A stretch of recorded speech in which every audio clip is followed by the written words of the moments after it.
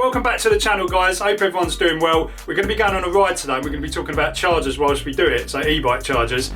Oh yeah, by the way, we've got some merch now. Go check that out. I'll leave the link in the description.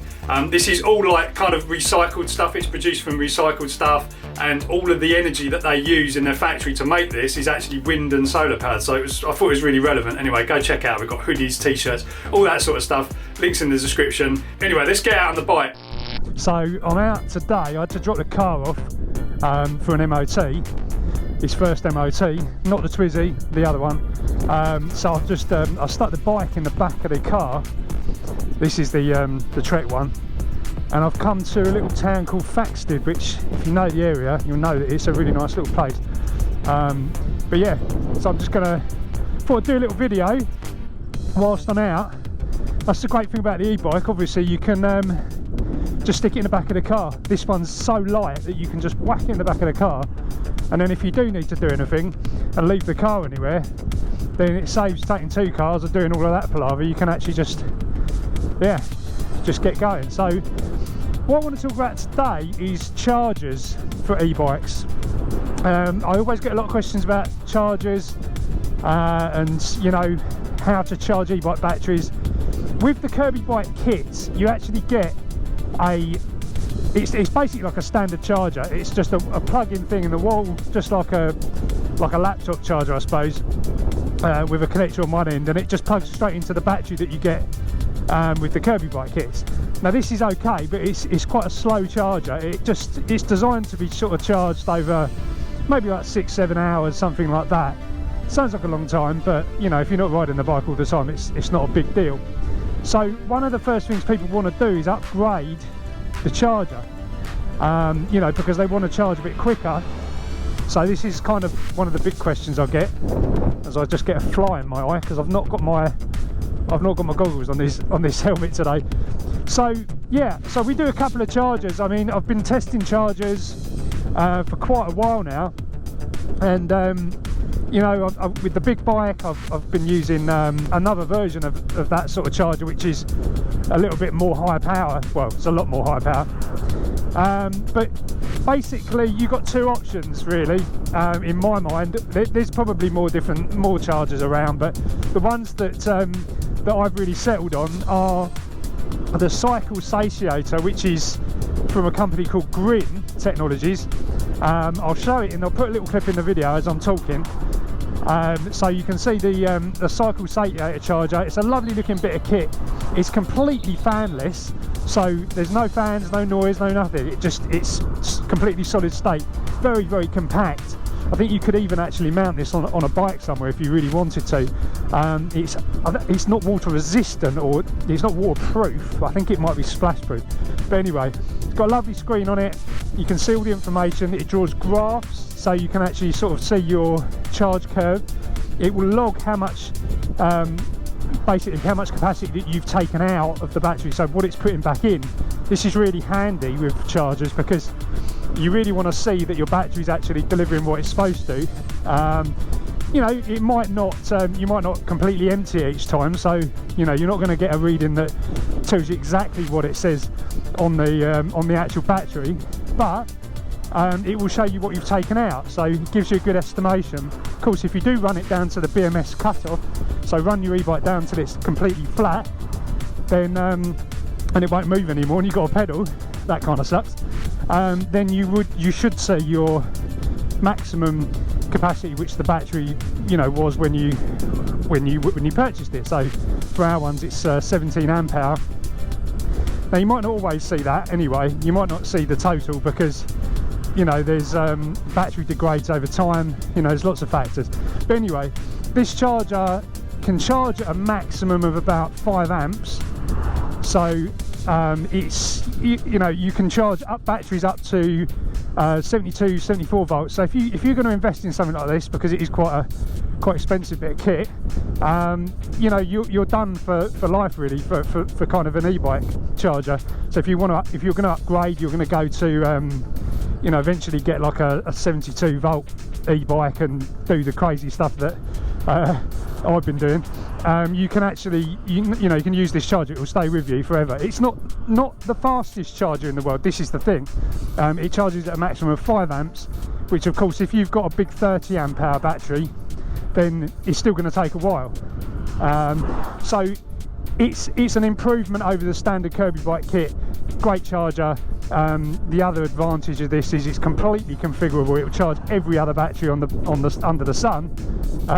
So you know, you're never going to have a problem with finding a battery that you can't charge. There's lots of different adapters available as well, but I mean, we'll come into that on something else, because you will have to make a connector up to connect this battery at this point, because they don't do the exact adapter at the moment for this battery. But I'm looking into that anyway, guys. So that's the first option. The other option you've got is there is a charger from a company called Chargery, which I recently found. Well, I've been using their BMS on my Powerwall for a long time, and they've got some really nice stuff. But basically, this charger is a very powerful charger. This is the sort of charger that you should be getting if you are interested in building big bikes, because this thing kicks out about 1500 watts, so it can charge I think it can charge up to about 25 amps, you know, depending on the voltage. So whatever voltage times by 25, you know, it will give you a maximum you can get is 1500 watts. It's got fans, so you know, you'd expect this at this sort of power level. Just hoping I ain't got a puncture. I'm always paranoid with this bike. The other one is fine, but this one I'm kind of like, oh, I don't want to get a puncture when I'm out. Yeah, so that charger is very similar. It's got a nice display on it. It shows you all the information. It logs current, it logs you know, you name it, it logs it, and it can also be used as a power supply as well, so you can use it as a bench power supply, which is a nice feature on that. So that one, yeah, you can charge lithium ion, lithium ferrite, so like LiFe. You can charge lipos. You can configure the actual cut-offs of it. Does it? It's weird because it's not technically, it's not a balanced charger, so but you can actually set the per cell voltage on it, so, and then it will work out that as a total, you know, that way. So if you want to charge your batteries up to a certain point, you can do it on that one. Now you can also do that on the SATIATOR as well. You can do that on there. You can just put in any voltage you like. So if you don't want to charge your batteries up to full, which is good for, you know, really going up to 4.2, there's no point, because actually 4.2 a cell, you know, there's just no point. You're just degrading the cells unnecessarily, really. You know, for example, the Twizy BMS, which is a professional thing that's, you know, been worked on by a major car company, they only take their cells up to about 4.16. So, you know, there you go, and it doesn't discharge down as well to 3 volts. So yeah, that's the crux of it. Of course, there's things with your BMS, you know, which you can set individually on the BMS, which is another subject completely.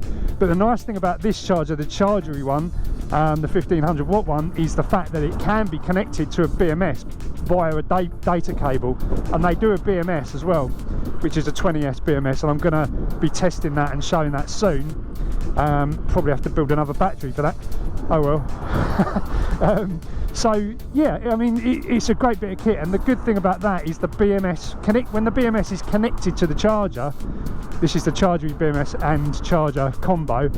When that's connected, it will turn off the charger. The BMS will turn off the charger. It's got the ability to turn off the charger if things go a bit south, which is just awesome. You know, that's exactly what you want. Temperature as well, it will do it on, and all this stuff. So if you want a system, then the Chargery system is really good. And if you want a very good, reliable charger, like that's going to do you for your e-bike life for years to come, then you know, the SATIATOR is a fantastic bit of kit. I really like the SATIATOR. It's just got such a nice build quality. But yeah, you can see, you know, it's an awesome bit of kit. You know, there are other chargers around there are other chargers that you can get. A lot of these Chinese kits and some of the big e-bikes, like the big e-bike kits, you know, they do come with like a, I think they come with like a 5 amp charger. Our one comes with like a 5 amp charger. They tend to put lower charge rates on these chargers that they ship with the batteries, for obvious reasons. You know, you don't want anything going wrong.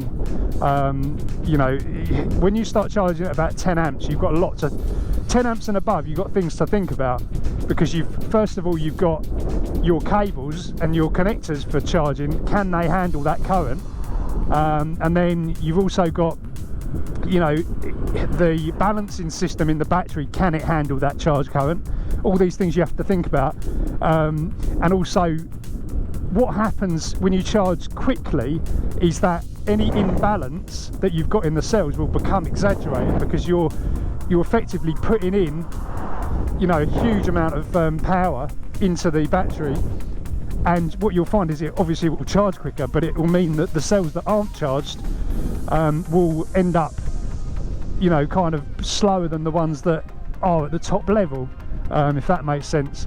So you can have problems that way. Actually, what I usually do, if I've got a kind of a, maybe like a balancing issue or something like that, this is a lovely part of the world, isn't it? If you've got a bit of a balancing issue or anything like that, then the best thing to do would be to charge normally for the first section, and then just kind of turn the charge rate down. So if you can actually turn it down to about sort of, you know, 1 amp or something like that, then that allows your BMS to do the thing that it's designed to do, which is balance the batteries, balance the individual cells. So yeah, guys, that's kind of it with that. I mean, the chargers, you know, as I say, there's lots of different chargers around, and you find that you will get some strange ones bundled with kits, but generally things are quite good now. Like the kits that, not just ours, but the other kits that are available, the charging technology's got a lot better, but you know, ultimately they're just power supplies really. But you know, there can be some dodgy ones, and actually some people have complained that some, you know, do actually conk out after a while, you know, some of these sort of standard ones. But yeah, if you want a good charger, then that's really what I would recommend as of this point, 2019, summer 2019. And yeah, there you go. So I'm going to carry on this little ride. I've got about half an hour to kill, probably 45 minutes actually, and I don't usually come out this far. Obviously I've been in the car and the bike's been in the back of the car. I don't usually come out this far, so I've been riding and waffling, and God knows how many miles I've done. But my nose is running. That's part of the problem. Right, so in stupid AK style, I've gone up the road and I've got the car key in my pocket. So they've just been trying to call me, and I've been chatting away on this camera. But yeah, he just said, "Oh, where are you? Have you got the key on you?" I was like, "Yeah, I've got the key on me." So I'm 3 miles away, and I'm trying to get back pretty quick. He said, "Oh, I'll come and meet you. I'll come and meet you." And I was like, "Nah, I'll probably be quicker than you, because I'm on an e-bike." We'll see. We'll see how long it actually takes.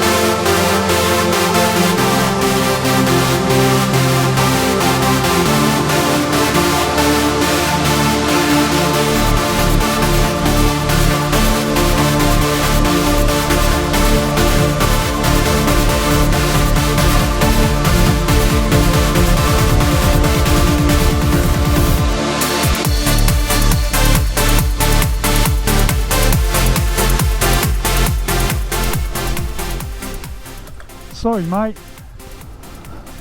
That's a beast, isn't it? Right, let's do a little temperature check then. That's absolutely fine. Controllers, I can feel warmth coming through there, but nothing to worry about really.